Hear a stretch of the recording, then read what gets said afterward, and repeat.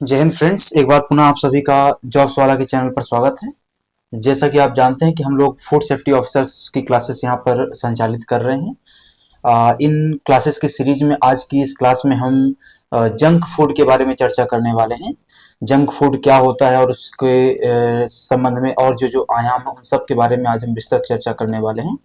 आप में से जो लोग पहली बार जुड़ रहे हैं वो चैनल को सब्सक्राइब कर लीजिए, साथ ही बेल आइकन का बटन ऑन कर लीजिए ताकि आपको सभी नोटिफिकेशंस टाइमली मैनर पर मिलते रहें। इसके अलावा आप में से यदि किसी को भी पार्ट बी के हिंदी माध्यम में है ना और इंग्लिश माध्यम में नोट्स चाहिए तो मुझसे इस नंबर पर संपर्क कर सकते हैं। नोट्स और साथ ही साथ कंप्लीट क्लासेस यहाँ पर अभी ये जो आप वीडियो देख रहे हैं इसी प्रकार से हर यूनिट के वीडियो कंप्लीट उपलब्ध हैं।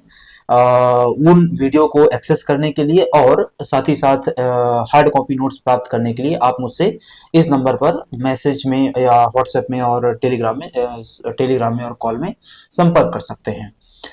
चालू करते हैं आज की अपनी इस क्लास को बिना किसी देरी के। जैसा कि हमने कहा और आपने थंबनेल में देखा भी होगा कि हम आज जंक फूड के बारे में चर्चा करने वाले हैं कि जंक फूड क्या होता है ना। जैसा कि एक इमेज जो है, इमेज के रूप में बात करें तो ये जो कुछ यहाँ पे दिखाई दे रहा है ना, इनमें से कुछ चीजों के तो मुझे नाम भी नहीं पता है कि इनमें से किसको क्या कहते हैं। इसको तो ये बर्गर हो गया अपना, ये समोसा है, ये शायद पिज्जा होगा और भी ऐसी ढेर सारी चीजें। तो ये सब क्या है, जंक फूड के रूप में जाना जाता है। लेकिन ये जो जंक फूड के रूप में जाना जाता है इसको हमको विस्तृत अध्ययन के तौर पे देखना पड़ेगा, डेफिनेशन के तौर पे देखना पड़ेगा। उसके बारे में हम चालू करते हैं, ठीक है। आप चाहें तो नोट्स करते जाइए अपने इसके नोट्स आदि में कहीं पर भी, है ना।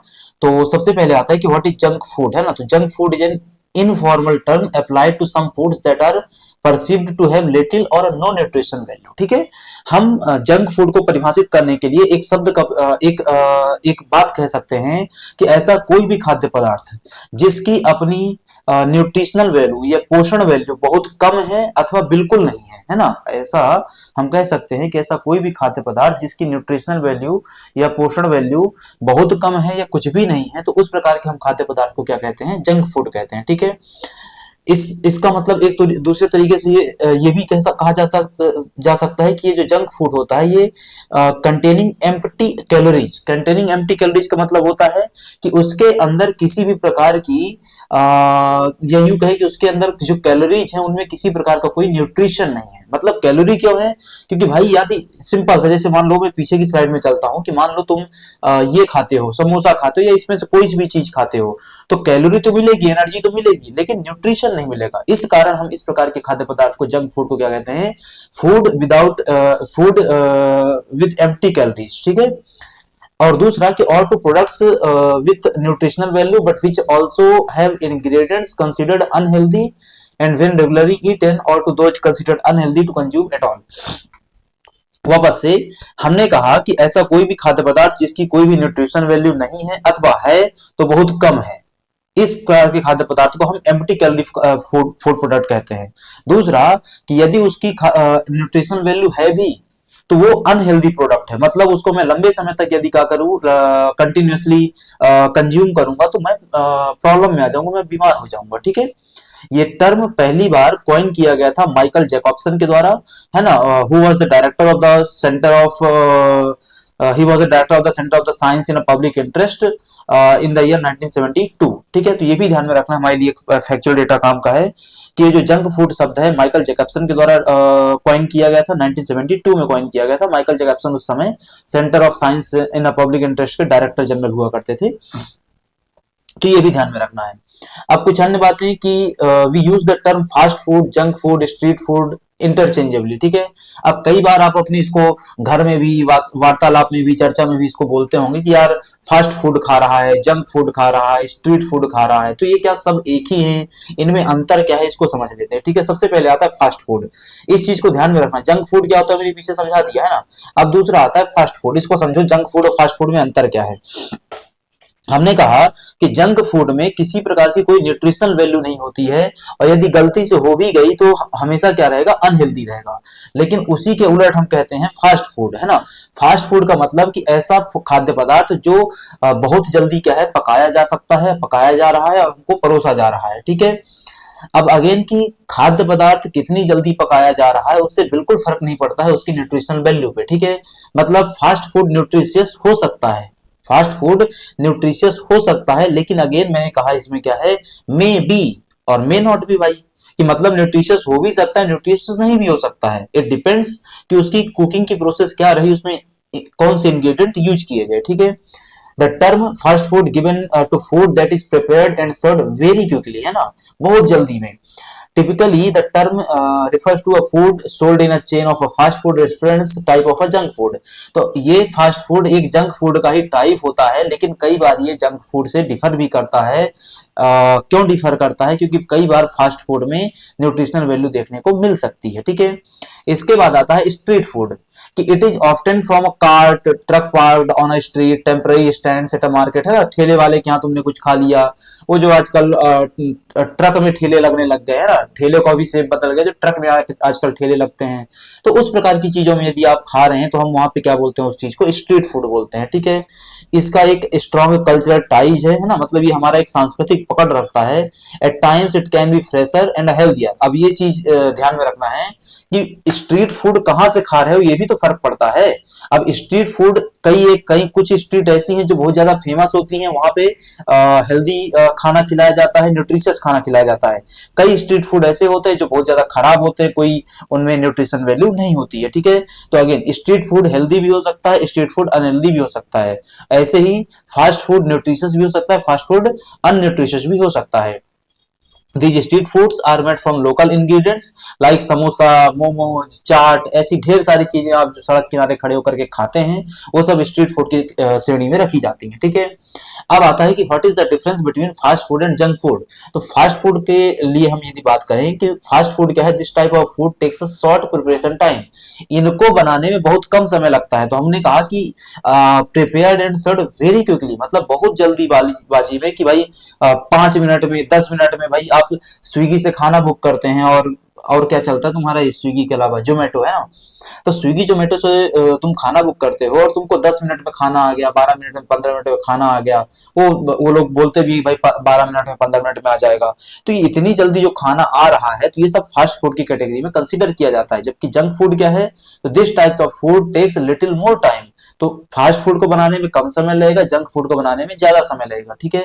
Fast food can have some nutrition value, पीछे बताया था कि फास्ट फूड न्यूट्रिशियस भी हो सकता है और अनन्यूट्रिशियस भी हो सकता है, लेकिन जंक फूड तो हमेशा क्या रहेगा, नॉन न्यूट्रिशियस रहेगा, ठीक है। इसके अलावा एग्जांपल के तौर पे बात करें तो आपको एक salad made with a dark green vegetables, ये एग्जाम्पल नहीं लिखने हैं। तो आप जितना भी आज की तारीख में बाहर मार्केट में खाना जल्दी डिलीवर हो रहा है, वो सब फास्ट फूड की श्रेणी में आ जाएगा। मतलब कि यहाँ पर जंक फूड में कि corn starch custard topped with margarita, है ना भाई, पता नहीं ये क्या खाना होता है, देख लेना, इसको बोलते होंगे कुछ, मैंने तो आज तक नहीं खाया है ना। तो ये जंक फूड की श्रेणी में आता है। जंक फूड की श्रेणी में ये तुमको नहीं लिखना है। तो जंक फूड की श्रेणी में आप जो भी बर्गर पिज्जा जो आता है, इसको भी आप मेंशन कर सकते हैं, ठीक है। अब आता है कि यदि न्यूट्रिशियस वैल्यू नहीं होती है जंक फूड की, तो उसमें होता क्या है ना, इसको समझ लेते हैं। तो उसमें सैचुरेटेड फैट होता है, एक बात, दूसरा उसमें शुगर होता है, तीसरा उसमें सॉल्ट होता है ना। तो इसको हम कह सकते हैं कि ये HSS फूड है, मतलब high salt high sugar. Junk food का एक दूसरा नाम क्या होता है, एचएचएस फूड होता है। तो बोले हाई सॉल्ट हो गया और हाई शुगर हो गया, तो वो हाई सॉल्ट हाई शुगर वाले फूड को ही हम क्या कह रहे होते हैं, जंक फूड कह रहे होते हैं, ठीक है। तो ये भी आपको ध्यान में रखना है, ठीक है। तीसरा आता है इसी में कि लिटिल और नो फ्रूट वेजिटेबल्स और डाइटरी फाइबर्स, कि जंक फूड में किसी प्रकार का कोई फल नहीं होगा, वेजिटेबल नहीं होगा, डाइटरी फाइबर नहीं होगा, है ना, यदि होगा भी तो बहुत कम होगा। इसके अलावा little protein vitamin and minerals, पोषक तत्व नहीं होंगे, होंगे तो बहुत कम होंगे, है ना। इसके अलावा पोषक तत्वों में प्रोटीन विटामिन और मिनरल, ध्यान में रखना है कि यही वाले पोषक तत्वों की कमी रहेगी। कार्बोहाइड्रेट तो वहां पे भरा हुआ रहेगा, मतलब कि शुगर तो अच्छी मात्रा में रहेगा, ठीक है। इसके अलावा it includes highly processed food item, कि ये हाईली प्रोसेस्ड फूड आइटम का मतलब होता है कि उसको प्रोसेसिंग की प्रक्रिया के माध्यम से गुजारा गया होगा। ये प्रोसेसिंग की प्रक्रिया क्या होती है फूड्स की, हम पढ़ेंगे, हमारी सिलेबस में है वो। कॉमन जंक फूड क्या क्या है? तो common junk food includes salted snack foods, है ना, चिप्स हो गया, क्रिस्पीज हो गया, कैंडी गम्स हो गई, मोस्ट स्वीट डेजर्ट्स हो गए, फ्राइड हो गए, फास्ट फूड, कार्बोनेटेड बेवरेजेस हो गए, as well as alcoholic beverages हो गए, पॉपकॉर्न, पिज्जा, बर्गर, हैमबर्गर, ऐसी बहुत सारी चीजें मार्केट में चल रही हैं जिसको आप लगातार क्या है कंज्यूम करते हैं। तो ये कॉमन जंक फूड होते हैं जिनमें सॉल्टेड स्नैक फूड्स आते हैं जैसे कि चिप्स और क्रिस्प, है ना, क्रिस्प्स, ऐसे ही कैंडी आता है, गम आता है, स्वीट डेजर्ट जितने हो गए, फ्राइड फास्ट फूड जितना हो गया, ये सब इसी में आता है ना। It depends on the ingredients and the preparation of the method कि हम उसको क्या बोलने वाले हैं। तो ये जंक फूड के बारे में क्या होता है, उसमें क्या नहीं होता है, इसके हमने देखा। अब आता है concerns related to the junk और फास्ट फूड इन इंडिया, कि भाई भारत में जंक फूड के संबंध में क्या क्या चिंताएं हैं, क्या क्या समस्याएं बनी हुई है ना। सबसे पहले कैटेगराइज्ड एज HFSS फूड, है ना, इसको समझ लेना है कि हम इसको HFSS फूड के तौर पे कैटेगराइज करते हैं। और HFSS फूड का मतलब क्या होता है कि high in fats, salt and sugar. तो high content of a fat, high content of a salt, high content of sugar, और ये तीनों चीजें तुम्हारे शरीर के लिए घातक हैं। ये तीनों चीजें तुम्हारे शरीर के लिए क्या है, अधिक मात्रा में घातक हैं, और जंक फूड यही होता है। तो जंक फूड का एक और नाम क्या होता है, HFSS फूड। क्यों? क्योंकि उसमें हाई फैट होता है, हाई शुगर होता है और हाई सॉल्ट होता है, ठीक है। Scientific evidences indicates that these foods weaken the body's defense against infections, increase blood pressure, spike blood sugar level, contribute to weight gain and elevate the risk of the cancer। ऐसी सैकड़ों प्रकार की बीमारियां इनके कारण क्या देखने को मिल सकती है। इसमें आपके रक्तचाप बढ़ सकता है ना, इसमें आपका ब्लड शुगर लेवल बढ़ सकता है, दैट मीन्स कि डायबिटीज के सिम्टम्स आ सकते हैं, है ना, वेट गेन होगा, आपका वजन बढ़ेगा, इसके अलावा कैंसर तक का रिस्क आपको देखने को मिल सकता है। Common HFSS food in India includes क्या क्या? तो आपने पीछे जो लिस्ट देखी थी, है ना, ये जो पीछे लिस्ट आपने यहाँ पर देखी थी वही लिस्ट हमने आगे लिखी हुई है, जैसे कुकीज, केक्स, बेकरी, चिप्स, नमकीन, इंस्टेंट नूडल्स, है ना, वो तुरंत बनने वाला मैगी वगैरह जो रहता है तुम्हारा, शुगरी ड्रिंक्स हो गए, है ना, इसके अलावा वो ड्रिंक्स जिनमें शुगर अच्छी मात्रा में होता है, इसके अलावा फ्रोजन मील्स, कैंड फ्रूट्स और इंडियन स्वीट्स, ये सब कुछ क्या है, HFSS फूड की श्रेणी में या जंक फूड की श्रेणी में रखा जाता है। एक कंसर्न क्या होगा, ये दूसरा कंसर्न आता है इसी में कि significant rise in lifestyle disease, कि आपके जीवन के रहन सहन से जुड़ी हुई जितनी बीमारियां होती हैं उन सब की संख्या में क्या हो रही, लगातार वृद्धि हो रही है। यदि हम ICMR के डेटा के हिसाब से बात करें जो कि 2023 में पब्लिश किया गया था, Indian council of medical research का डेटा, उसके हिसाब से बात करें तो 11% भारतीयों को डायबिटीज है, 35% भारतीयों को हाइपरटेंशन या हाई BP की प्रॉब्लम है, और 40% भारतीयों को किसी न किसी प्रकार की क्या है, एब्डोमिनल ओबेसिटी है, मतलब कि पेट बाहर निकला हुआ है मोटापे की वजह से, ठीक है। अब ये क्यों हुआ? क्योंकि इन सभी लोगों ने, है ना, 11% डायबिटीज, 35% हाइपरटेंशन, 40% ओबेसिटी, इन सब लोगों ने लगातार क्या किया है, HFSS फूड का कंजम्पशन किया है, मतलब कि हाई फैट, हाई सॉल्ट और हाई शुगर प्रोडक्ट का कंजम्पशन किया। एक तीसरा जो आता है वो आता है तीसरा कंसर्न हम पढ़ रहे ना भाई, कंसर्न चालू कर रहे थे यहाँ से, तो पहला, दूसरा, तीसरा, तीसरा है कि effects of the aggressive advertising. भाई आप किस फूड के, जंक फूड के प्रति आकर्षित होंगे, कई बार उसका इस बात से फर्क पड़ता है कि उसका एडवर्टाइजिंग कैसे किया जा रहा है। जैसे उदाहरण के लिए जोमेटो और स्विगी में जब आप शॉपिंग करने के लिए जाते हैं तो वहां पे ऐप में अंदर लिखा होता है कि up to 50% of.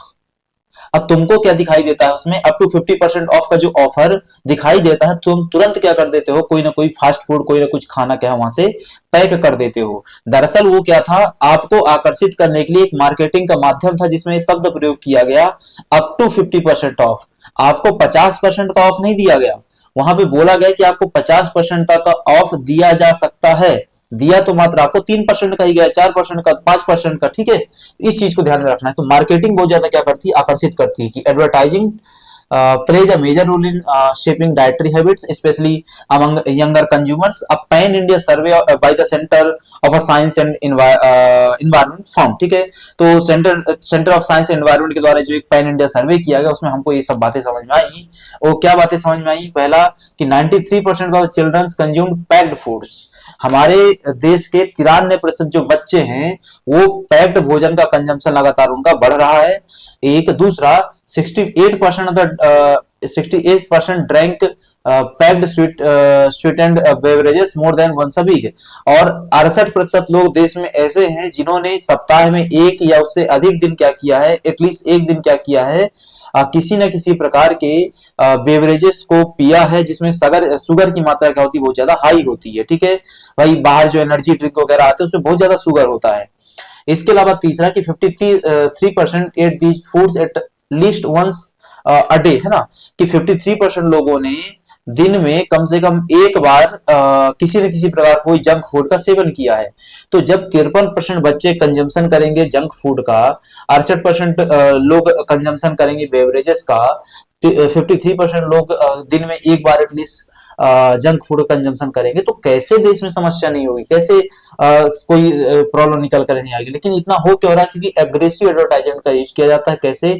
Influencer marketing के माध्यम से, ब्रांड मार्केटिंग के माध्यम से, एक्टर्स के माध्यम से, आदि आदि। ठीक है।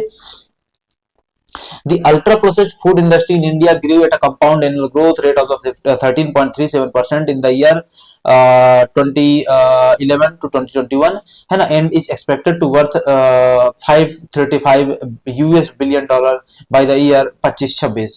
तो इस अब हमको पता चलता है कि एडवर्टाइजिंग की वजह से ये मार्केट लगातार क्या हो रहा है, ये स्पेस लगातार क्या हो रहा है, ग्रो हो रहा है। और उसका दूसरा परिणाम इस रूप में निकल कर आया कि एक हॉकिंग कॉर्नर्स बना दिए गए, एक है ना, दुकानदारों के लिए अलग से क्या कर दिया गया, वहां पे स्पेस निकाल दिया गया ताकि वहां पे उस चीज को क्या कर सके वो। ठीक है।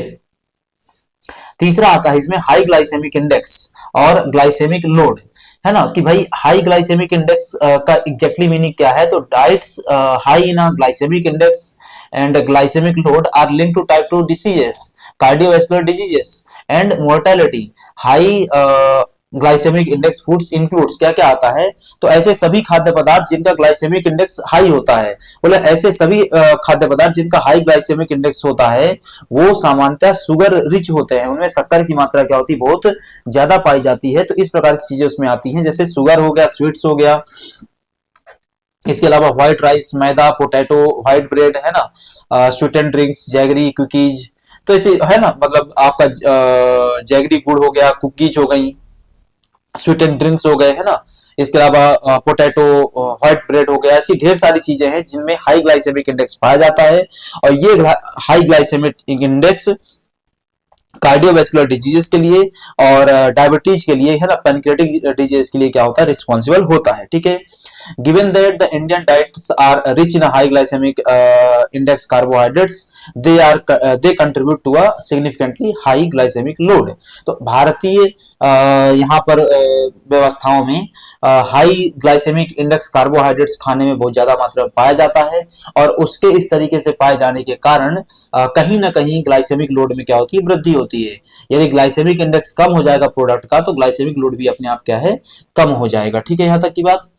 अगला जो कंसर्न है वो है the process of malting in a processed food, है ना, माल्टिंग की प्रोसेस का प्रॉब्लम होती है। जैसे उदाहरण के लिए the malting process originally used in a whisky production which is also applied to the processed food. तो माल्टिंग की एक प्रोसेस होती है जिसको हम व्हिस्की के प्रोडक्शन में सामान्यतः यूज कर रहे थे। It involves germinating, drying, roasting and powdering the cereals leading to production of maltose and other sugars.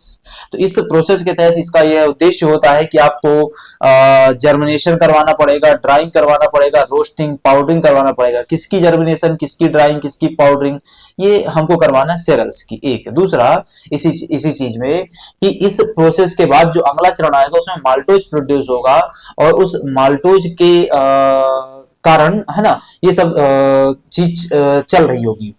इसके बाद common malt based products include chocolate powders हो गए, माल्ट बेस्ड मिल्क बेवरेजेस हो गए। अब ये चॉकलेट पाउडर कहाँ पे यूज किए जा रहे हैं, केक में यूज किए जा रहे हैं, केक इंडस्ट्री में, बेकरी इंडस्ट्री में यूज किए जा रहे हैं। ठीक है, तो इस चीज को आपको ध्यान में रखना है।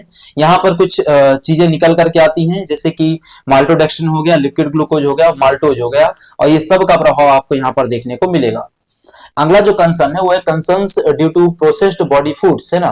Concerns due to processed body food क्या है, तो baby food product such as Cerelac, है ना, contain excessive sugar which can be harmful to infants.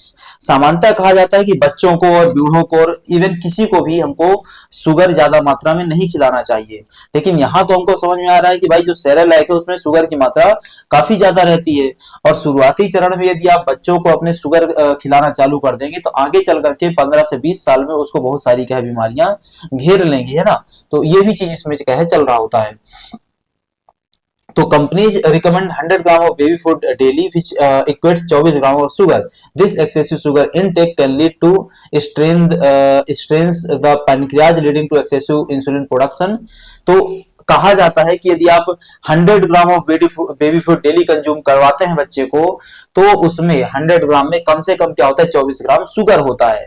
अब 24 ग्राम शुगर हर दिन हर डेली बेसिस पे आप किसको कंज्यूम करवा रहे हैं, यदि अपने बच्चों को कंज्यूम करवा रहे हैं, तो उसमें पैनक्रिएटिक प्रॉब्लम्स निकल करके आ जाएंगी, increase in the risk of the diabetes and obesity. इसके अलावा converts a triglyceride leading to fatty liver and insulin resistance. तो ये कुछ क्या है वहां से कंसर्न निकल करके आते हैं प्रोसेस्ड बेबी फूड के संबंध में related with the junk food, है ना। चौथा आता है इसी में lack of precise definition of HFSS। हमने कहा कि हाई उसमें फैट हाई है ना, हाई फैट हो गया, हाई शुगर हो गया, हाई सॉल्ट हो गया।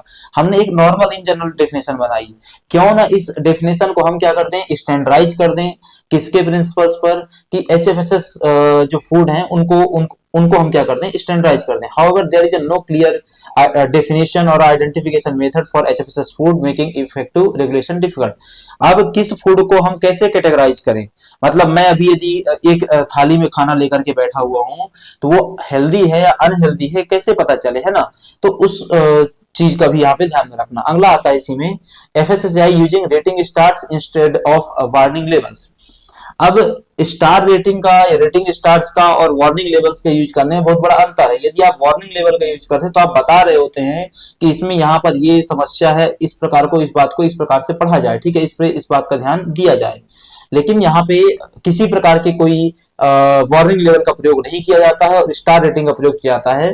मान लो आपके प्रोडक्ट की स्थिति खराब है तो आप उसको 2 की रेटिंग करके मार्केट में उतार देते हैं, जबकि आदेश ऐसा नहीं होना चाहिए था ना। In September 2022 FSSAI proposed the front of pack labelling regulations according to the draft. इसके तहत कुछ बातें शामिल की गई थी इस ड्राफ्ट के तहत। एक a product deriving more than 10% of the total energy from the sugar और saturated sugar it is considered as high in fat और शुगर। तो एक की प्रोडक्ट जो कहां से निकल करके आ रहा है मोर देन उसकी 15% जो टोटल एनर्जी है वो शुगर से निकल करके आ रही है, तो हम कह सकते हैं कि ये जो पर्टिकुलर फूड है उसको हम कैटेगराइज करेंगे किसमें हाई और हाई एग्जैक्टली फैट शुगर में। दूसरा इसी में आता है कि however companies are not mandated to disclose fat sugar and salt content on the front level, ये भी है। इसके अलावा instead of warning levels FSSAI supports health ratings stars which में मिसलीड टू कंज्यूमर्स। तो ये भी एक चीज वहां पर क्या है चल रही है, कई सारी चीजें ऐसी चल रही हैं जिनको बहुत ज्यादा इग्नोर किया गया है, ठीक है। इसके बाद आता है स्केपिंग दी स्टार रेटिंग सिस्टम। तो अभी तो हमने बात करी कि ये आप एग्जैक्टली आज की तारीख में मोटा मोटा तौर पे कहें तो बात किसकी करनी चाहिए, यूज किसका करना चाहिए हमको यहाँ पर, तो वार्निंग लेवल्स का यूज किया जाना चाहिए। लेकिन यहाँ पे कहीं स्टार सेविंग स्टार का एग्जैक्टली हम यूज कर रहे हैं मेथड का, कहीं इसका भी यूज नहीं हो रहा है, ठीक है, स्टार रेटिंग का।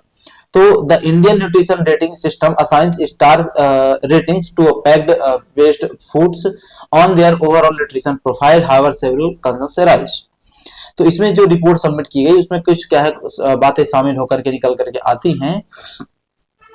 इसमें क्या है तो system assigns star rating to a packed food based on their overall nutrition profile, however several concerns arises, जैसे कि manufacturers can add minor healthy ingredients to boost star ratings while keeping a high fat, high salt and high sugar levels। तो जो manufacture है, जो product का निर्माता है, वो कुछ इस प्रकार का भी क्या है खेल खेल सकता है जिसमें कि manufacture can add minor healthy ingredients to boost your star ratings तो ये बेहतर तरीके से ताला बंद होगा तो उसके चांसेस बढ़ जाएंगे ओवल ऑफिस में एंटर करने के, ठीक है।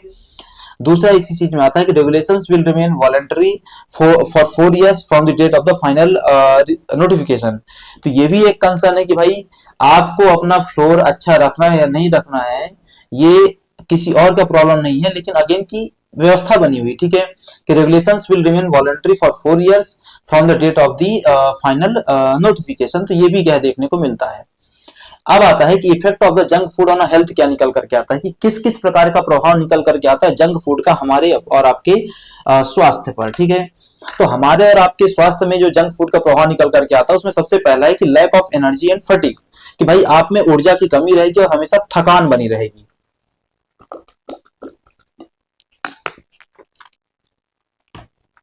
अब आप में जो एनर्जी की कमी है और थकान है ना, उसका क्यों हो रही है उसको समझते हैं कि this is known as a short term adverse effect resulting from the eating junk food.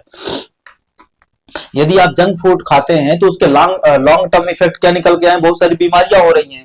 लेकिन वही जंक फूड यदि आप खा रहे होते हैं तो आपको बहुत सारी बीमारियां होंगी, लेकिन लिटरली कहें कि उनके साथ मतलब जंक फूड जो खा रहे हैं तो उनमें बहुत सारी तो बीमारियां होंगी दीर्घ काल में, लेकिन बहुत सारी क्या है छोटी छोटी ऐसी एडवर्स इफेक्ट निकल करके आएंगे जिनका परिणाम तुरंत आपको दिखाई देगा, ठीक है। तो पहला lack of energy and fatigue, कि this is known as a short term adverse effect resulting after from eating junk food as it doesn't provide you with essential nutrients even though they can very much sufficient you feel weakened, ठीक है। उनमें बहुत ज्यादा हमको कोई essential nutrient नहीं मिल रहा होता है, इस वजह से हमको थकान भी फील होती है। दो बातें हो गई, एक लैक ऑफ एनर्जी, दूसरा लैक ऑफ फैटिग। थकान क्यों हो रहा है, एनर्जी क्यों नहीं आ रही जंक फूड खाने के बाद, क्योंकि जंक फूड में एनर्जी जैसा कोई कंपोनेंट था ही नहीं। एक दूसरा, चूंकि आपको न्यूट्रिशन नहीं मिला तो आपको थकान होना स्वाभाविक है। दूसरा आ जाता है प्रॉब्लम को तहत लैक ऑफ कंसंट्रेशन, कि आपका जो ध्यान देने की क्षमता है ना, वो क्या है बहुत कम हो जाएगा। कि these are traced to affect in immediate and medium term periods. भाई लो टर्म पीरियड में या क्विकली उसी समय आपको क्या इफेक्ट किया, किसमें इफेक्ट आया कि भाई तुरंत इफेक्ट प्रभाव देखने को मिला कि भाई आप में एनर्जी नहीं है, आप में थकान हो गई है। दूसरा है लैक ऑफ कंसंट्रेशन, ये लॉन्ग टर्म में मिडिल टर्म में देखने को मिलेगा, ठीक है। When you have a junk meal rich in oil you feel drowsy and fail to concentrate. जब भी आप कभी जंक फूड खा लेते हैं तो आपको क्या होता है, चक्कर आते हैं और आपका ध्यान क्लास में नहीं लगता है। कि over due to course of a time blood concentration drops due to fat accumulation, lack of vital oxygen and cell है ना, lack of vital oxygen, nutrients and proteins particularly can steal your brain cells temporarily। तो oxygen की कमी हो गई, energy का ना होना हो गया, फटीग हो गया, इन सब के कारण क्या होता है, आपको लैक ऑफ कंसंट्रेशन होता है, फोकस नहीं हो पाता है, आपको चक्कर आते हैं। ऐसे ही क्या हो जाता है, एनर्जी और न्यूट्रिशन का भी कमी देखने को मिलता है। अगली जो प्रॉब्लम आती है वो है कार्डियोवैस्कुलर प्रॉब्लम्स। कार्डियोवैस्कुलर प्रॉब्लम में जैसे मायोकार्डियल इन्फ्रैक्शन हो गया, हाइपरटेंशन हो गया, है ना, एथेरोस्क्लेरोसिस हो गया, गाउट हो गया, पेरिफेरल मस्कुलर डिजीज हो गई और इस्केमिक हार्ट डिजीज हो गई। तो हृदय से जुड़ी जितनी बीमारियां होंगी वो सब का संबंध कहीं ना कहीं किससे है, आपके जंक फूड के खाने की वजह से देखने को मिलता है, ठीक है। इसके अलावा इसी में आ जाता है आपका हाई कोलेस्ट्रॉल लेवल।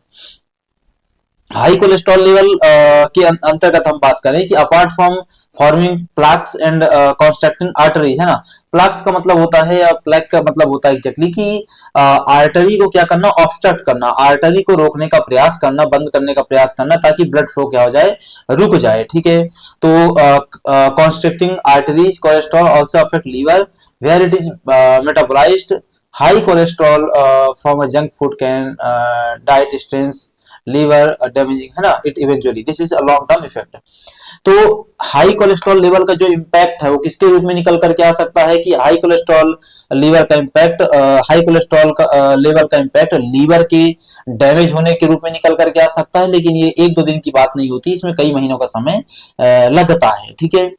इसके बाद इसी में अगली बीमारी आती है, वो है मोटापा, ओबेसिटी, है ना। इसके अलावा डायबिटीज हो गया, टाइप 1 टाइप 2, है ना। इसके अलावा न्यूट्रिशन डिफिशिएंसी हो गई, कि अब जो प्रोडक्ट आप खाने से, है ना, जो प्रोडक्ट आपके लेने से जो बीमारियों का समाधान हो रहा था, वही प्रोडक्ट इन लोगों को भी क्या है जानना है, वही चीजें इन लोगों को भी जाननी, ठीक है, कि भाई कैसे काम किया जाए। तो डायबिटीज क्या है, तो increase insulin levels, chronically insulin resistance develops a type 2 diabetes sets in, है ना।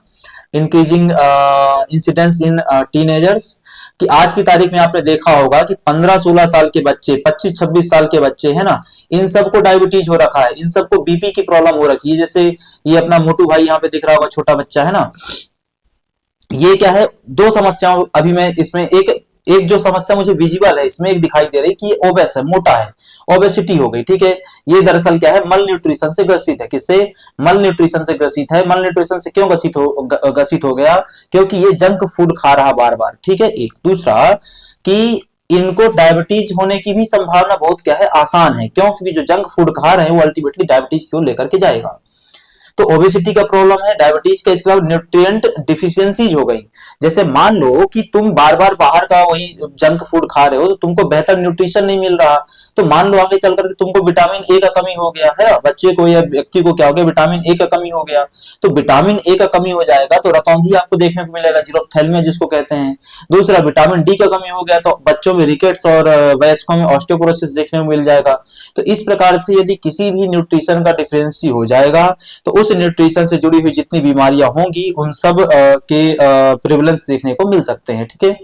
इसके अलावा डिप्रेशन हो सकता है, और क्या हो सकता है, गैस्ट्रोइंटेस्टाइनल इफेक्ट्स हो सकते हैं, कि भाई जो तुम आप जंक फूड खा रहे हो अल्टीमेटली जाएगा कहां, आपके जीआई ट्रैक में जाएगा ना, आपके पाचन तंत्र में जाएगा। और यदि पाचन तंत्र में जा रहा है तो सीधी सी बात है, वहां पे nausea, vomiting, diarrhoea, constipation, bloating of stomach, peptic ulcer और भी ढेर सारी क्या है बीमारियां वहां पे देखने को मिल सकती हैं, ठीक है। अब आता है जंक फूड का एडिक्शन, कि भाई आपको जंक फूड की आदत लग गई है, और क्यों लग गई, कैसे लग गई। तो स्टडीड इन रैट पॉपुलेशन, है ना, हमने क्या किया, एक एक्सपेरिमेंट किया किसमें, रैट की पॉपुलेशन में, और कुछ findings I. They over eat these foods, है ना।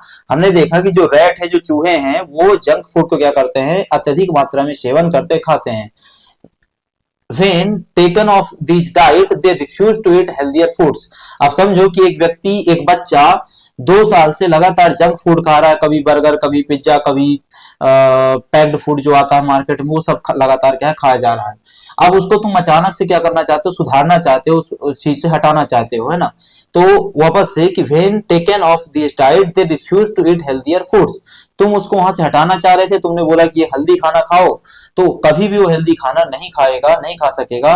क्यों? क्योंकि उस चीज उसको क्या हो चुका है, जंक फूड का एडिक्शन हो चुका है, ठीक है। इसके अलावा assume to be similar to a drug addiction in humans, है ना। फूड एडिक्शन उसी तरीके से काम कर रहा होता है जैसे तरीके से हम किसकी बात करते हैं, ड्रग एडिक्शन की बात करते हैं, ठीक है। ड्रग एडिक्शन का मतलब कि मार्केट में जो आप वो चलते हैं, नशे के प्रकार चलते हैं, उसकी हम बात कर रहे हैं, ठीक है। इसके अलावा possibility that neurotransmitters like dopamine in a brain may be influenced by natural may be habitual eating pattern, ठीक है। इसके अलावा once caught in a junk food addiction one find it hard to think. भाई उदाहरण के लिए, भाई तुमको सिगरेट पीने की लत लगी हुई है, अब सिगरेट पीने की लत लगी हुई तो कैसे छोड़ोगे, नहीं छोड़ सकते हो, तो बार बार सिगरेट ढूंढने का प्रयास करोगे। ऐसे ही यदि किसी को जंक फूड की लत लग जाए तो बार बार खाना छोड़ करके क्या ढूंढने का प्रयास करेगा, जंक फूड उसको मिलना चाहिए, ठीक है। इसके बाद आता है how to reduce junk food intake, कैसे इसको कम कर सकते हैं, कि act as a healthy example, कि यदि बच्चों को इस चीज को खाने से रोकना है तो पहले आपको स्वयं से क्या करना पड़ेगा, रोकना पड़ेगा, एक, ठीक है। दूसरा कि act as healthy example, do not eat in front of a children, let them see you eat healthy and balanced meals made at home. तो बच्चों को ये नहीं सिखाने का प्रयास करना है कि ये चीज हेल्दी है, ये चीज अनहेल्दी है, वो जैसा देखता जाएगा वैसा वैसा ग्रो करते हुए आगे बढ़ता जाएगा, ठीक है। इसके अलावा explain that eating junk food is similar junk food is unhealthy and will pose problem to their health, ठीक है। भाई ये अनहेल्दी खाना है तो सीधी सी बात हमारे लिए कुछ प्रॉब्लम लेकर के आएगा। इसके अलावा eliminate packed and processed snack food from kitchen and do not purchase, कि भाई अपने किचन में से जितना पैक्ड मटेरियल है, जितना प्रोसेस्ड फूड है, उसको हटा दो और नया परचेस मत करो। स्टॉक किट विथ उसकी जगह पे क्या ला करके रख दो, हेल्दी स्नैक्स हो गए, है ना, ड्राइड एपिकॉट हो गया, डेट्स हो गए, रेजिन हो गए, है ना, इसके अलावा होममेड लेमनेड हो गया, फ्रेश जूस, है ना, प्योर्ड फ्रूट्स आदि आदि। तो आपके घर में जितना भी पैक्ड और प्रोसेस्ड फूड है उसको हटा करके कुछ उसकी जगह पे क्या है नया ला करके रखिए, जो हेल्दी भी हो, खाने योग्य भी हो। जैसे उदाहरण के लिए यहाँ पे कई सारे नाम लिखे हुए हैं। इसके अलावा cook healthy alternatives like baked fries, है ना, चिकन नगेट्स, हेल्दी चिप्स, ताकि हम लोग भी क्या कर सके, हेल्दी फूड का सेवन कर सके। ठीक है। इसके अलावा keep healthy snacks handy to children, make food more appealing, easy to eat with fingers. कि भाई बच्चों को क्या करो, जो अनहेल्दी खाद्य पदार्थ है उससे दूर रखो, और जो हेल्दी खाद्य पदार्थ है उसको बड़ी आसानी से उनको उपलब्ध होना चाहिए और बड़ी आसानी से उसको फोड़ करके अंदर रख सके। ठीक है। इसके अलावा don't ban junk food, this make it more attractive indulge when gets opportunity to eat. अब जिन चीजों को आप बैन करते हैं उन चीजों का बोलबाला मार्केट में ज्यादा होता है। जैसे उदाहरण के लिए बिहार में शराब बैन की गई, तो हर कोई आज की तारीख में क्या कर रहा है, सरकार के फैसले का विरोध करने के लिए शराब पी करके जवाब दे रहा है। ठीक है। तो आप जिसको जिस चीज से रोकते हैं उसको वही काम करना और ज्यादा पसंद होता है। ठीक है। तो इस चीज को बैन नहीं करना है। ठीक है। इसके अलावा teach moderation, permit to eat small amount. ठीक है। कि कम मात्रा में खाने के लिए क्या करो, सलाह करो, कम मात्रा में खाने के लिए उनको सिखाओ, है ना। इसके अलावा इसी में आ जाता है कि don't use as a bargaining और रिवॉर्डिंग ब्राइबिंग, है ना, tool, this makes it more appealing. जैसे उदाहरण के लिए बच्चा क्या है, मान लो पढ़ाई नहीं कर रहा है, बच्चे को क्या है, पिज्जा खाना पसंद है, बर्गर खाना पसंद है, बच्चा पढ़ाई नहीं कर रहा, तो आप उसको लालच देते हैं कि तू पढ़ाई कर लेगा तो मैं तेरे को क्या है ये चीज दूंगा। ठीक है। लेकिन इसके साथ समस्या क्या है कि जब इस प्रकार से रिवॉर्ड करते हैं आप, जब इस प्रकार से बार्गेनिंग और ब्रिंगिंग को टूल के तौर पे अपनाते हैं, तो वो पर्टिकुलर चीज उस पर्टिकुलर व्यक्ति के लिए और क्या हो जाती है, ज्यादा आकर्षित हो जाती है। ठीक है। आकर्षक वाली हो जाती है। तो ये भी ध्यान में रखना है। इसके अलावा है ना, discourage viewing TV ads. TV ad में बहुत ज्यादा क्या आते हैं, जंक फूड के विज्ञापन आते हैं, तो उसको रोकने के लिए भी क्या प्रयास किए जाने चाहिए। अब आता है what is healthy junk food, है ना।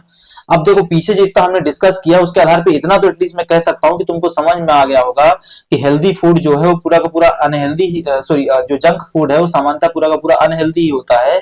लेकिन यदि मुझे हेल्दी बनाना है जंक फूड को, तो कुछ तो क्या है काम करना पड़ेगा। ठीक है। तो created as a healthier alternative imitation of a junk food products food by food industries companies and restaurants। ठीक है। तो सीधी सी बात है इसमें, सिंपल सा कि एक हेल्दियर अल्टरनेटिव आपको बनाना पड़ेगा। और किस चीज का हेल्दियर अल्टरनेटिव, आपका जंक फूड का हेल्दियर अल्टरनेटिव, ताकि वो सभी लोगों के प्रभाव से हट सके। ठीक है।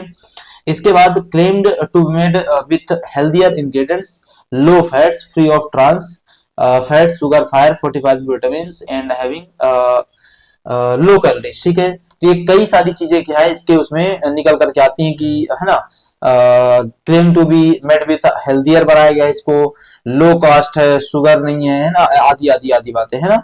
तो ये चीज आती है। इसके अलावा options like baked potato chips, whole wheat bread for sandwiches, है ना, salads, diet soda with zero calories, है ना, sugar free soda, dessert like yoghurt, आदि आदि आदि, है ना।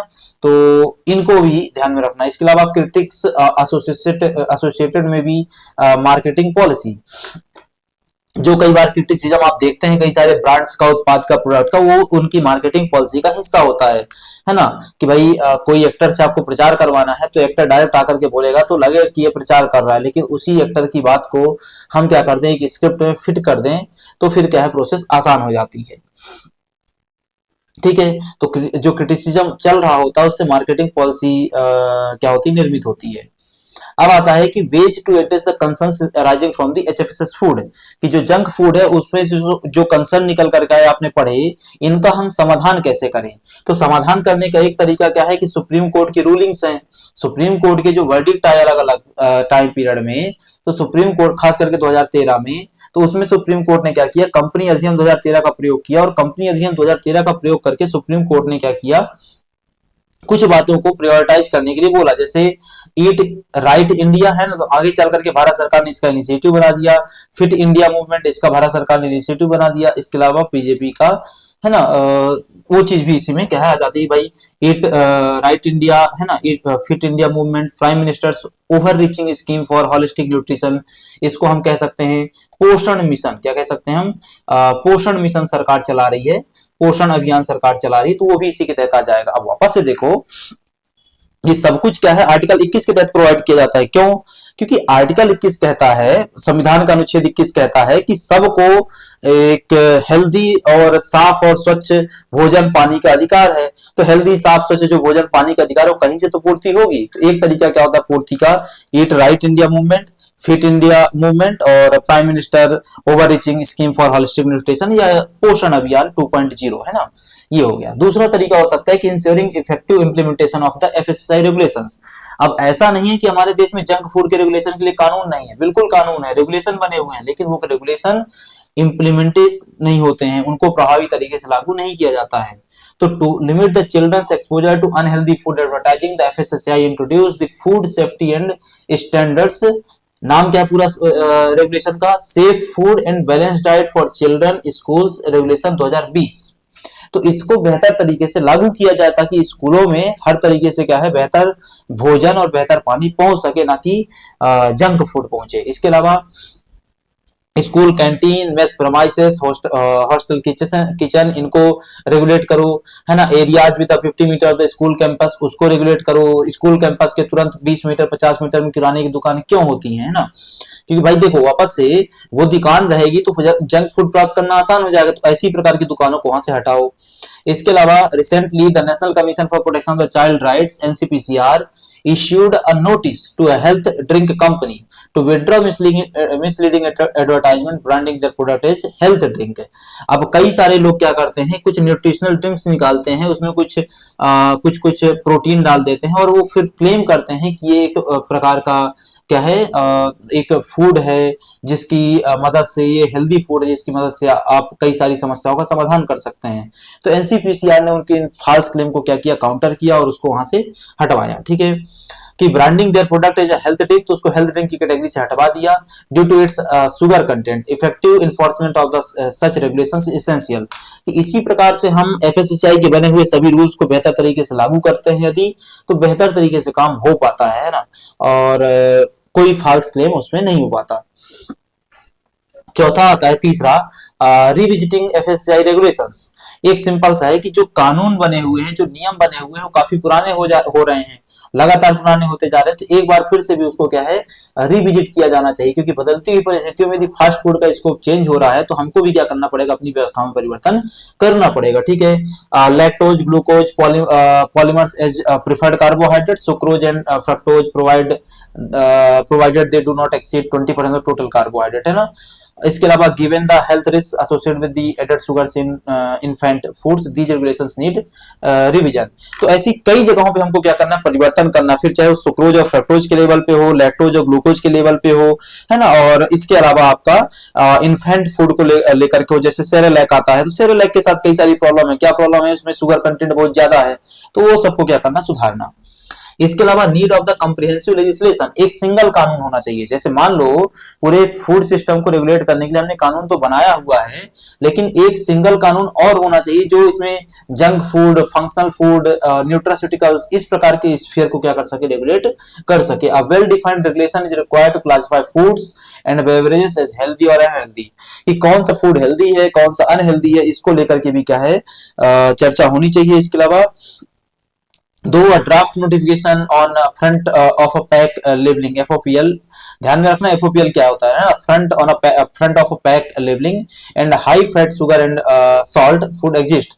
देखो सिंपल सा, बहुत सारे ब्रांड आज भी ऐसे हैं जो अपने प्रोडक्ट में क्या डाल रहे हैं, हाई फैट, हाई शुगर, है ना, हाई सॉल्ट डाल रहे हैं, लेकिन उस चीज को लेबलिंग में, पैकेजिंग में प्रॉपर तरीके से मेंशन नहीं करते हैं। ठीक है, तो ये भी प्रॉब्लम निकल करके ये भी तरीके से क्या समाधान है कि एक सिंगल कानून हो। एक और समाधान क्या हो सकता है कि preventing unregulated marketing of the unhealthy products, कि भाई जो अनहेल्दी प्रोडक्ट है जैसे कि इन्फेंट मिल्क वगैरह हो गए, इनके मार्केटिंग को रोक दो, है ना। उनके खिलाफ स्ट्रॉन्गर एक्शन लिया जाए। इसके अलावा promoting local and seasonal fruits and vegetables, इसके लिए हमको क्या करना पड़ेगा, जो हमारे क्षेत्र में क्षेत्रीय सीजनल फूड आता है, बेवरेजेस आती हैं, फ्रूट्स आते हैं, उनको हमको क्या करना, कंज्यूम करना, यूज करना। तो encouraging neither eating habits can be achieved through, है ना, तो इंकरेजिंग हेल्थियर ईटिंग हैबिट, है ना भाई, अच्छा और स्वस्थ खाना खाने की जो हैबिट है वो कैसे अचीव हो सकती है, तो भाई मल्टीमीडिया मैसेजिंग के माध्यम से, सोशल मीडिया के माध्यम से, कैंपेन्स के माध्यम से, पब्लिक डिस्कशन के माध्यम से, सोशल मीडिया इन्फ्लुएंसर्स के माध्यम से, ये कुछ माध्यम है जिनकी मदद से हम क्या कर सकते हैं, हेल्दी डाइट को प्रमोट कर सकते हैं। ठीक है, इसके बाद आता है strategies for effective policy implementation, कि बेहतर तरीके से पॉलिसी इंप्लीमेंटेशन करना है तो क्या क्या बातें अपनाई जानी चाहिए। तो सबसे पहली जो सबसे मोस्ट इंपॉर्टेंट बात है वो है जंक फूड होता क्या है उसको डिफाइन करो, और जंक फूड के तहत यदि हम HFSS फूड आता है तो उसको बेहतर तरीके से डिफाइन किया जाना चाहिए। दूसरा, front of a pack labelling, FOPL हो गया, कि instead of a small complex nutrition tables, है ना भाई, एक छोटी सी टेबल बना करके दे देते हैं कि भाई 5% कार्बोहाइड्रेट है, 2% ये है, 2% अरे भाई उसको बेहतर तरीके से क्या किया जाए, लेबलिंग को बनाया जाए, और ऐसा बनाया जाए ताकि हमारे लिए वो क्या हो, रीडेबल हो प्रॉपर तरीके से। ठीक है, और उसमें वार्निंग भी क्या है, लिखी होनी चाहिए। ठीक, इसके अलावा सब्सिडाइजिंग हेल्दी फूड्स, कि जो हेल्दी फूड आज की तारीख में मार्केट से हट चुके हैं उनको क्या किया जाए, सब्सिडी दी जाए, और ताकि क्या हो सके, वेंडर्स को मदद मिल सके और बेहतर तरीके से बेच सके, है ना। जैसे उदाहरण के लिए मिलेट्स हो गए, होल फूड हो गया, फ्रूट्स हो गए, वेजिटेबल्स हो गए, इन सबको प्रमोट करने के लिए क्या करना पड़ेगा हमको, इन सब में सब्सिडी देनी पड़ेगी, टैक्सेशन में छूट देनी पड़ेगी, आदि आदि, है ना। इसके अलावा बिहेवियरल चेंज कैंपेन्स, कि लोगों के व्यवहार में परिवर्तन लाओ। जो बच्चे हैं वो तब तक क्या है जंक फूड खाते रहेंगे जब तक कि उनको इस बात का एहसास ना हो कि हमारा क्या है, जंक फूड खाना हमारे लिए नुकसानदायक है। जैसे उदाहरण के लिए सिंपल सा, कि कोई बच्चा क्या है बीमार हो गया है जंक फूड खा खा करके, अस्पताल में भर्ती है, तो और एक दूसरा बच्चा है कि जो इस प्रकार से क्या है, जंक फूड खाता है लेकिन बीमार नहीं हुआ, है ना। दोनों की स्थिति की बात करते हैं, कि एक बच्चा जो बीमार हो गया जंक फूड खा करके, उसको यदि आप बोलेंगे कि तुम जंक फूड खाओगे तुम इस तरीके से हो जाओगे, इस तरीके मतलब बीमार हो जाओगे बार बार, तो उसको समझ में आएगा कि ये कुछ गलत है, तो इससे उसके व्यवहार में क्या आएगा, परिवर्तन आएगा। लेकिन दूसरा वाला व्यक्ति जिसको ये नहीं हुआ बीमारी अभी तक, तो वो उस बात को नहीं मानेगा। ठीक है, तो हम क्या करें, बिहेवियरल चेंज लेकर के आए, लोगों के एटीट्यूड में परिवर्तन करें, और उनका एटीट्यूड जंक फूड के प्रति हम क्या कर दें, निगेटिव कर दें, ताकि वो उसको खाना बंद कर दें। ठीक है, इसके अलावा कुछ अलग अलग देशों में और कुछ काम हो रहे हैं, जैसे हम भी ये काम कर सकते हैं ना। जैसे उदाहरण के लिए डेनमार्क हो गया, हंगरी हो गया, नॉर्वे हो गया, मैक्सिको हो गया, ये लोग अपने यहाँ पर क्या है, बेवरेजेस में, जंक फूड में टैक्स इतना ज्यादा लगाते हैं कि उनको खरीद पाना क्या हो जाता है, कठिन हो जाता है। तो यहाँ सब में एक कॉमन बात क्या लिखी हुई है, कि जितना भी high fat, high sugar, high salt वाला प्रोडक्ट है, हंगरी में, डेनमार्क में, नॉर्वे में, मैक्सिको में, इन देशों में क्या कर दिया जाता है, इनमें टैक्स लगाया कर दिया जाता है, टैक्स बहुत ज्यादा लगाया जाता है, ताकि डिस्करेज किया जा सके लोगों को खरीदने से, क्योंकि टैक्स लगाओगे तो महंगा हो जाएगा, तो लोग खरीदना क्या अफोर्डेबल नहीं रहेगा। ठीक है, इसके बाद आता है रेगुलेशंस गवर्निंग जंक फूड। कौन कौन से रेगुलेशन बने हुए हैं, तो एक क्या है, हमारा prevention of food adulteration act 1954, आज की तारीख में नहीं है, इसको मर्ज कर दिया गया था किसमें, food safety and standards act 2006 में। ठीक है, तो ये तो है। इसके अलावा फूड प्रोडक्ट ऑर्डर 1955 का, ये भी आज की तारीख में क्या है, 2006 वाले अधिनियम में मर्ज कर दिया गया है। तो कायदे से बहुत सारे होते थे, लेकिन आज की तारीख में सब मर्ज करके कहाँ कर दिया गया, आपका फूड सेफ्टी और स्टैंडर्ड एक्ट 2006 में कर दिया गया है। इसके अलावा vegetable oil product control order 1947, ये भी आपका उसी में मर्ज कर दिया गया है ना, जिनको बाद में 1998 में भी क्या किया गया था, लाया गया था। इसके अलावा मीट फूड प्रोडक्ट ऑर्डर 1973 का, जो कि इसेंशियल कम्युनिटी एक्ट 1955 के तहत क्या है, बनाया गया। इसको भी आज की तारीख में हमने 2006 वाले में ही क्या कर दिया है, मर्ज कर दिया है, तो उसको भी ध्यान में रखना है आपको। इसके अलावा आता है food safety and standard packaging and labelling regulation 2011। हमने पीछे यहाँ पे बात करी कि सबसे बड़ी समस्या क्या है, FOPL का नॉर्मल मतलब front of the pack labelling, कि जो पैकेजिंग है और पैकेजिंग के ऊपर जो लेबलिंग है वो इतनी बढ़िया हो, इतनी आसान हो कि लोग उसको आसानी से पढ़ सके, देख सके क्या न्यूट्रिशन लेवल उसका है, क्या उसमें कितना प्रेजेंट है। ठीक है, तो उसको करवाना पड़ेगा। करवाने के लिए हमारे पास क्या बना हुआ है, रेगुलेशन बना हुआ है, food safety and standards packaging and labelling regulation 2011 बना हुआ है। ठीक है, तो ये पूरी की पूरी बातें क्या थी हमारी, जंक फूड के बारे में थी। इस जंक फूड के बारे में एक बार मैं वापस से बता देता हूं आपको कि हमने क्या क्या देखा है ना, क्या क्या देखा। तो इस जंक फूड के बारे में हमने आज की तारीख में यहां से चालू किया था हमने कि जंक फूड होता क्या है, माइकल जैकॉब्सन ने क्या बात कही। इसके बाद फास्ट फूड क्या है, स्ट्रीट फूड क्या है, जंक फूड और फास्ट फूड में अंतर क्या है ना। इसके अलावा जंक फूड में क्या होता है ना। इसके बाद हमने देखना चालू किया कि जंक फूड से जुड़ी क्या क्या बातें, समस्याएं यहाँ पर हमारे देश में चल रही हैं। उसमें एक क्या है कि इसको हम HFSS फूड कहते हैं, दूसरा कि बहुत सारी बीमारियां आती हैं, तीसरा कि मार्केटिंग की वजह से लोग आकर्षित होते हैं, हाई ग्लाइसेमिक इंडेक्स में पाया जाता है ना, हाई ग्लाइसेमिक लोड देखने को मिलता है। इसके अलावा माल्टिंग की प्रोसेस यहाँ पे देखने को मिलती है ना। इसके अलावा concerns due to proposed by the है ना प्रोसेस्ड बेबी फूड के साथ जो कंसर्न है ना, सेरेलैक वगैरह, तो वो हमने यहाँ पर देखा था। इसके बाद हमने lack of precise definition of the HFSS की, भाई कोई एक निश्चित परिभाषा नहीं है। इसके अलावा वार्निंग लेवल्स की क्या समस्या, वार्निंग लेवल प्रॉपर तरीके से काम नहीं करते हैं। और इसी में आगे चल करके हमने देखा कि भाई स्टार रेटिंग जो सिस्टम उसको स्किप किया जाता है, उसकी जगह पर क्या है, एक नया सिस्टम चलाया जा रहा है। फिर हमने देखा कि क्या इफेक्ट आता है जंक फूड का, तो हमने देखा कि एनर्जी लेवल कम हो जाता है, थकान हो जाती है, कंसंट्रेशन कम होता है, हार्ट प्रॉब्लम या कार्डियोवास्कुलर प्रॉब्लम होती है, हाई कोलेस्ट्रॉल लेवल हो जाता है, ओबेसिटी या मोटापा हो जाता है, डायबिटीज हो जाती है, न्यूट्रिशन डिफिशियंसी हो जाती है, कोई भी न्यूट्रिशन लेवल कम हो सकता है, डिप्रेशन की प्रॉब्लम मिलती है, गैस्ट्रो इंटेस्टाइनल ट्रैक की या GI ट्रैक की क्या प्रॉब्लम देखने को मिलती है। ठीक है, अब आता है कि जंक फूड एडिक्शन क्या था। इसको भी हमने पीछे देखा कि यदि कोई चीज आप बार बार खाते हैं, वो चीज मैं आपसे छीन लूं तो आपका क्या है, उसके प्रति एडिक्शन दिखाई देगा और आप उसको छीनने से रोकने का प्रयास करेंगे।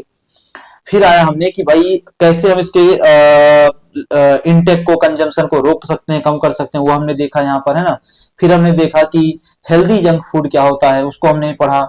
फिर हमारा आया था इसमें कि किन किन तरीकों का अभी वर्तमान में प्रयोग किया जा रहा है HFSS को रोकने के लिए, और अथवा उससे क्या क्या कंसर्न निकल करके आ रहे हैं। तो सुप्रीम कोर्ट की क्या रूलिंग निकल करके आई, FSSAI रेगुलेशन क्या है, रिविजनिंग FSSAI रेगुलेशन का मतलब क्या है। तो हमने कई चीजें यहाँ पर क्या है देखी। फिर हमने रेगुलेशन देखा, उसके लिए क्या बना हुआ है उसको भी हमने समझने का प्रयास किया था। तो ये पूरा का पूरा कहानी क्या था, आपका जंक फूड का था। आप में से जितने लोग भी यहाँ तक पहुंच पाए हैं, चैनल को सब्सक्राइब कर लीजिए। साथ ही यदि आप नोट्स और वीडियो लेक्चर्स सभी चाहते हैं, सभी वीडियो लेक्चर्स और नोट्स प्राप्त करना चाहते हैं, तो आप मुझसे इस दिए गए नंबर पर संपर्क कर सकते हैं, व्हाट्सएप या टेलीग्राम या फिर नॉर्मल कॉल के माध्यम से।